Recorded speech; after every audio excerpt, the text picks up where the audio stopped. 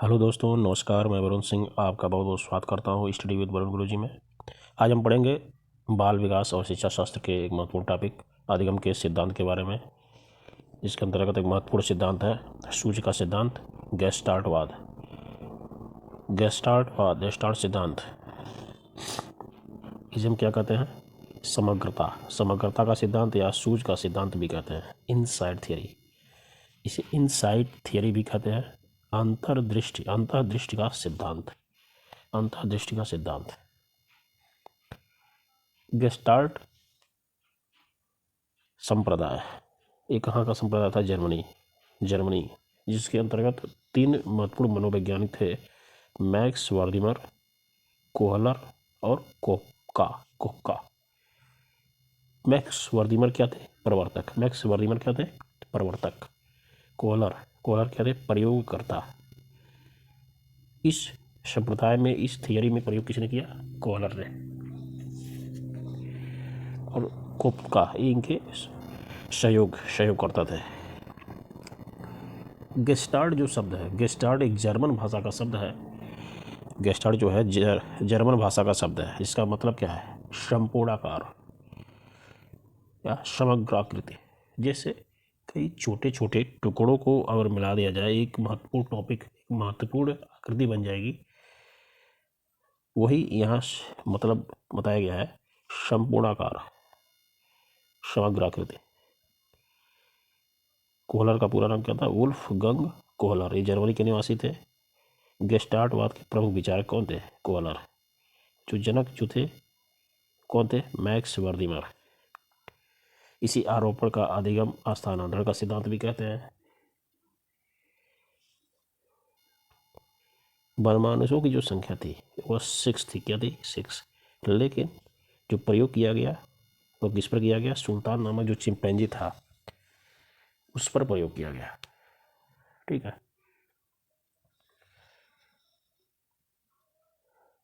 गेस्टाल्टवाद क्या है? गेस्टाल्ट? जैसे किसी समस्या को, कोई भी समस्या हो, उसको आप तब तक हल नहीं कर सकते जब तक कि आप उस समस्या को पूरा ना देख लें। किसी भी समस्या को आप जब तक पूरा नहीं देखेंगे तब तक उस समस्या को आप उस समस्या को हल नहीं कर सकते। जैसे जैसे पूछा जाए कि 400 रुपये का 4% की दर से 2 साल का ब्याज निकालिए, तो क्या आप निकाल पाएंगे? समस्या अपने आप में अपूर्ण है। ब्याज पूछा गया, यह नहीं पूछा गया है कि साधारण ब्याज निकालना है कि चक्रवृद्धि ब्याज निकालना है। ठीक है, क्योंकि ये समस्या अपूर्ण है, इसलिए आप इसको सॉल्व नहीं कर सकते।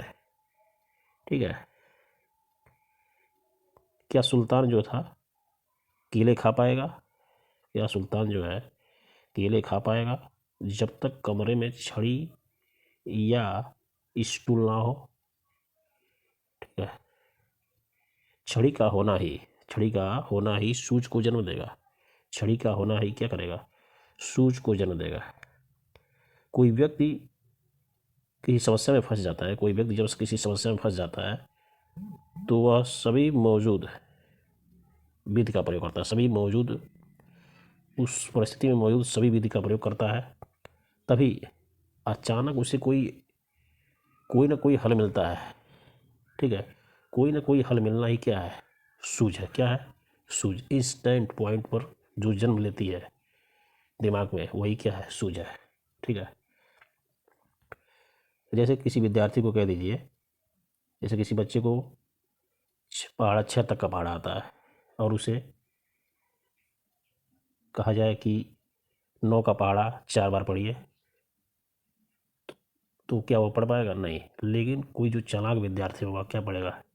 4 का पहाड़ा 9 बार पढ़ लेगा और उत्तर मालूम कर लेगा। तो at the point of time यह जो प्रक्रिया है, 9 का 4 बार 9 गुणा करके 4 का 9 बार गुणा कर दिया गया और उत्तर प्राप्त कर लिया गया। तो यही है, यही क्या है? सूझ है। ठीक है।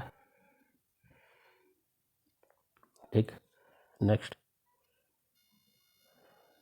अब इस पर प्रयोग किया गया। कोहलर ने प्रयोग किया, क्या किया?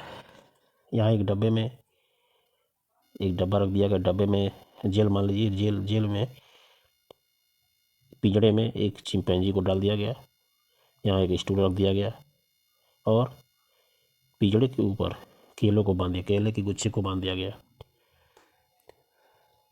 तो जो चिंपैंजी था खड़ा हुआ और खड़े होने के बाद देखा कि वह केले को नहीं पाया। तब वह क्या किया, तब वह तुरंत इस स्टूल पर खड़ा हुआ, स्टूल पर खड़ा करके क्या किया, केले को खा लिया। सेकंड प्रयोग में देखा गया, थोड़ा और बड़ा पिंजड़ा लगाया गया, इसमें 2 स्टूल लगाए गए और केले को अधिक ऊंचाई पर रखा गया। चूंकि यह पहले प्रयोग में एक स्टूल का प्रयोग करके केले को खा चुका था, तो एक स्टूल, यहाँ देखिए, एक स्टूल के बाद दूसरा स्टूल लगाया और फिर केले को प्राप्त कर लिया। यह जो at the point of time stool का जो प्रयोग करना कि इसके बाद हम दूसरा रख दें तो केला हमें मिल जाएगा, तो यही जो उसके दिमाग में ये जो आइडिया थी वही क्या थी, सूझ को जन्म दिया, यही सूझ है। नेक्स्ट प्रयोग में एक पिंजड़े में छड़ी रखा गया, पिंजड़े में छड़ी रखा गया और केले को कहाँ रखा गया, बाहर। तो चिंपैंजी जो सुल्तान नामक चिंपैंजी था वह छड़ी के प्रयोग से यहाँ देखिए केले को अपनी तरफ खींचा और केला खा गया। नेक्स्ट प्रयोग में क्या हुआ, पिंजड़े में 2 छड़ी रखी गई और छड़ी ऐसी थी कि आपस में जो छड़ी थी वह जुड़ जाए, ऐसी छड़ी का प्रयोग किया गया था। तो दोनों छड़ी के प्रयोग से क्या हुआ, चिंपैंजी ने केले को अंदर खींचा और खा गया। तो ये देखा गया कि यह जो प्रक्रिया थी वो पूर्णतया सूझ पर आधार थी, टुकड़े गेस्टार्टवार्ड, मतलब छोटे छोटे टुकड़ों में करके इस प्रयोग को किया गया और इससे किया गया प्रयोग। ये क्या हुआ, गेस्टार्टवाद, यही क्या किया, सूझ का सिद्धांत कोहलर ने दिया, इसी प्रयोग के आधार पर सूझ का सिद्धांत दिया। ठीक है, तो ये था सूझ का सिद्धांत। नेक्स्ट वीडियो में हम कुछ और सिद्धांतों के बारे में अध्ययन करेंगे। अभी तक आपने चैनल को सब्सक्राइब नहीं किया, सब्सक्राइब कीजिए, बेल आइकन दबाइए, दोस्तों में शेयर कीजिए, लाइक कीजिए।